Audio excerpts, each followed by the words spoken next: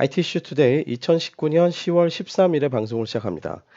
제가 10월 7일 방송을 마지막으로 약간 종적을 감췄죠? 네. 아주 오랜만에 뵙는데요. 오늘 일요일이라 원래 방송은 안 하는데, 제가 하도 그동안 방송을 많이 못해서, 예, 오늘 특별히 한번 방송을 해봅니다. 그동안 제가 감기에 아주 지독하게 걸렸어요. 네. 이번 감기가 아주 세더군요. 제가 뭐 열이 막 40도까지 가고요.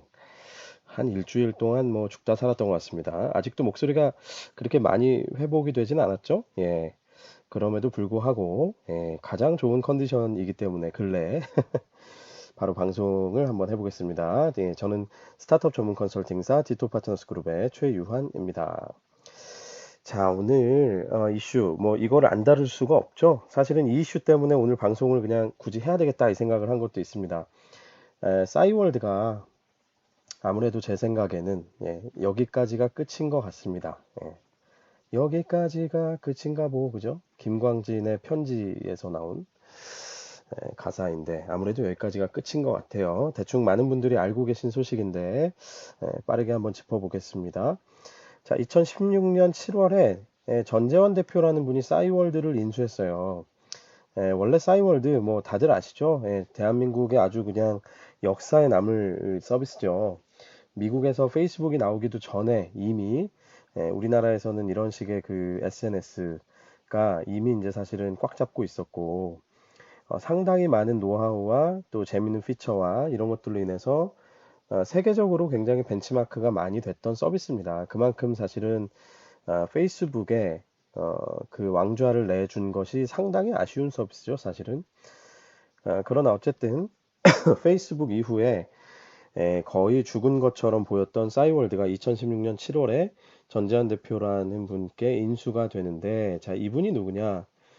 바로 벤처 1세대이면서 다름 아닌 프리첼의 창업자였습니다.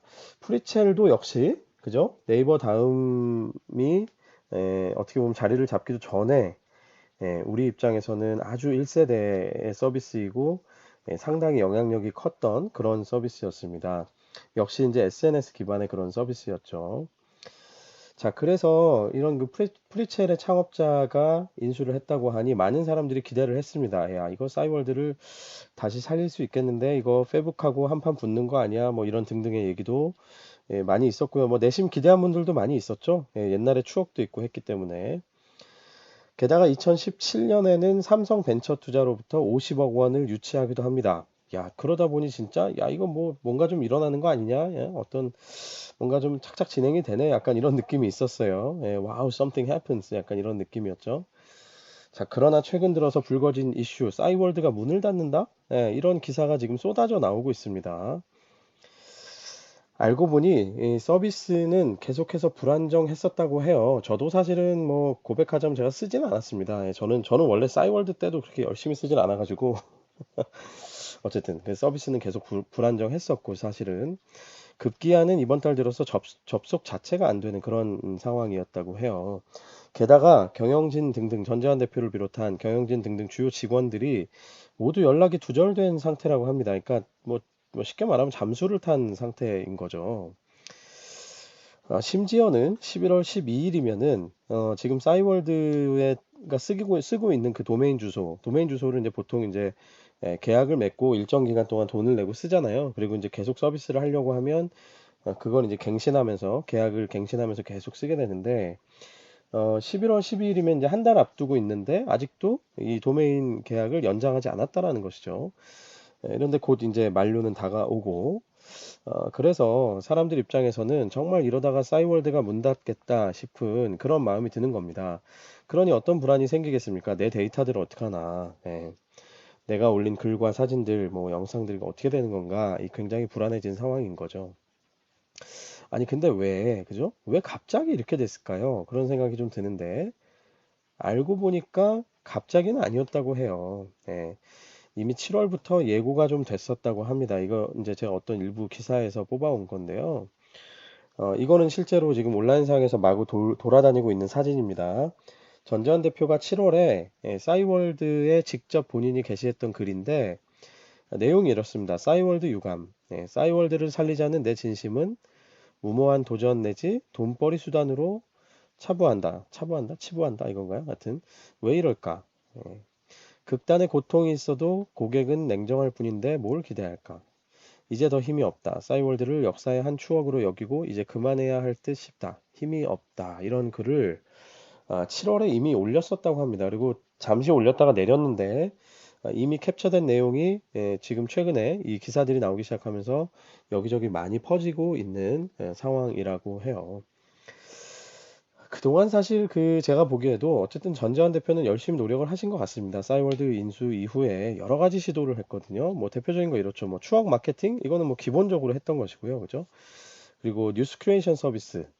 싸이월드가 뉴스를 뭐 전해드립니다. 약간 이런 것도 했었고 또 가상화폐, 도토리와 가상화폐가 이 연결되기 너무 좋은 아이템이잖아요. 그런 것들까지도 시도를 했었기 때문에 소위 말하면 뭐 추억 마케팅에서부터 트렌디한 것까지 이 서비스의 특성을 잘 살려서 해볼 수 있는 것들은 많이 노력을 하신 것 같습니다. 그런데 유저의 입맛을 잘못 읽었을까요? 아니면 페이스북에 이미 그 높은 성의 성벽이 너무 견고했던 걸까요?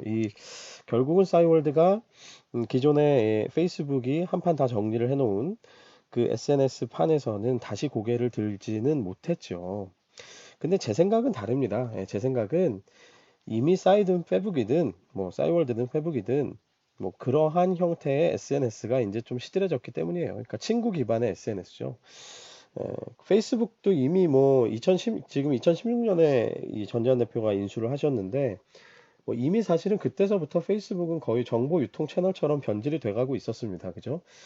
친구들의 일상적인 라이프 로그가 궁금해서 들어오는 곳이 아니라 이제 더 이상은 친구 소식이 아닌 그냥 뉴스를 보는 약간 그런 이제 서비스처럼 돼 있었죠.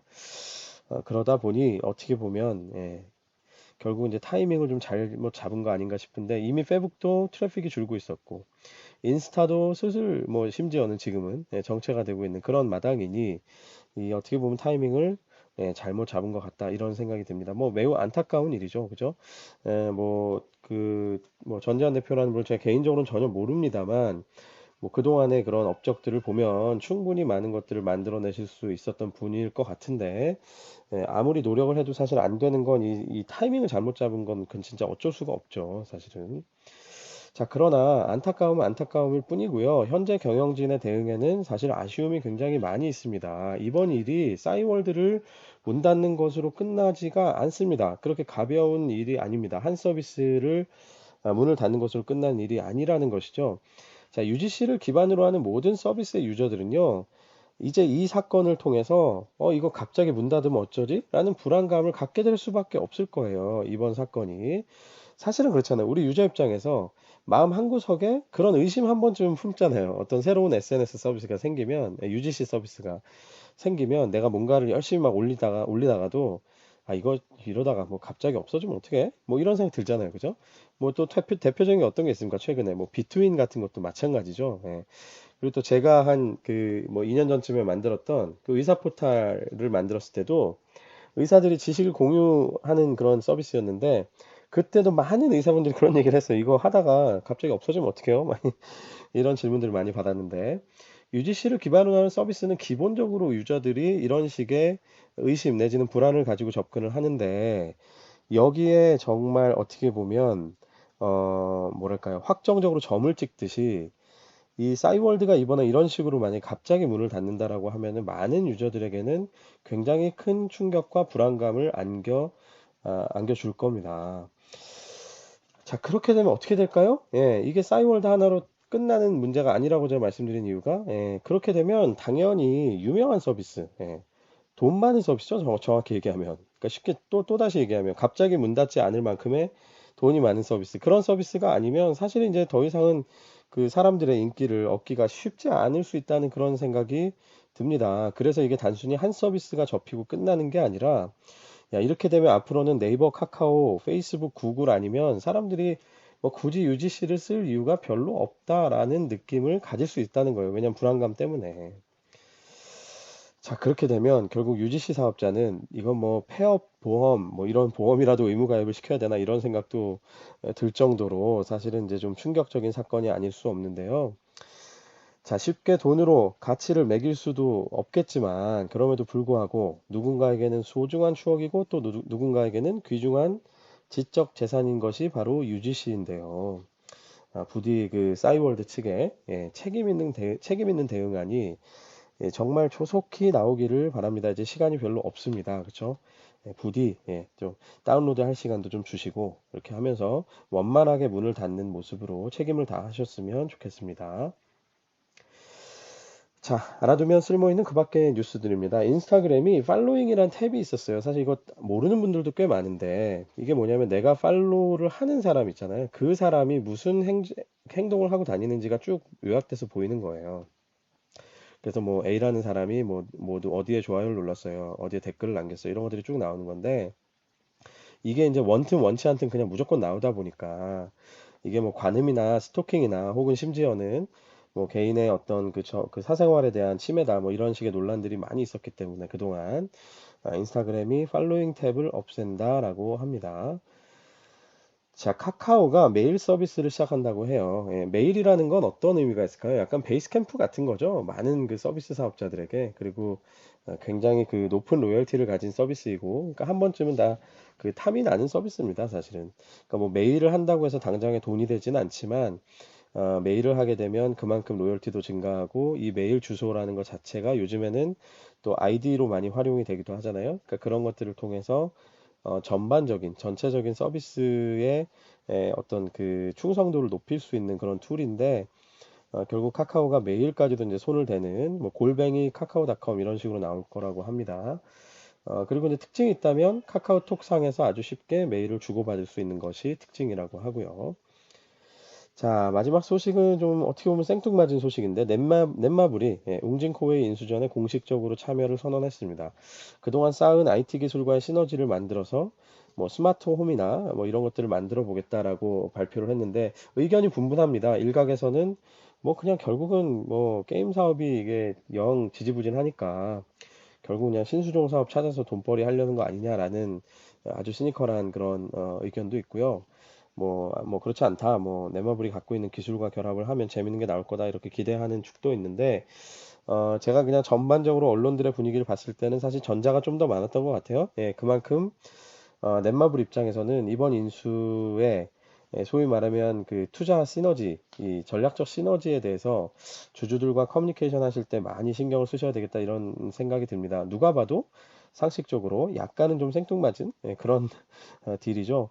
뭐, 뭐 정말 신박한 뭔가가 나오지 않는 한은 어찌 보면 넷마블의 역사상 굉장히 이것이 갖는 의미가 클 수 있습니다. 뭐냐면 실제로 시너지가 난다면 좋지만 그렇지 않고 그냥 정말로 그냥 돈벌이를 위해서 만약에 인수했다라고 하면 사실은 넷마블이 어떤 그 게임으로 이루었던 여러 가지 좋은 이미지들이 이제 뭐 그냥 돈 많은 대기업처럼 그렇게 여겨질 수도 있는 그런 딜이거든요. 그래서 넷마블 측에서 정말 앞으로 어떤 식으로 이 인수전을 또 결론을 지으실지 또 인수한 후에 어떤 그 신선한 것들을 내놓으실지 어쨌든 기대를 좀 해봐야 되겠습니다. 네, 오늘 이슈 여기까지입니다. 유튜브 채널과 페이스북 페이지에서 디토 파트너스 그룹을 검색해 보십시오. 구독과 좋아요와 댓글 잊지 마시고요. 오늘도 대한민국 IT를 위해서 수고해 주신 모든 여러분들 감사합니다. 저는 내일 다시 찾아뵙겠습니다. 여러분 감사합니다.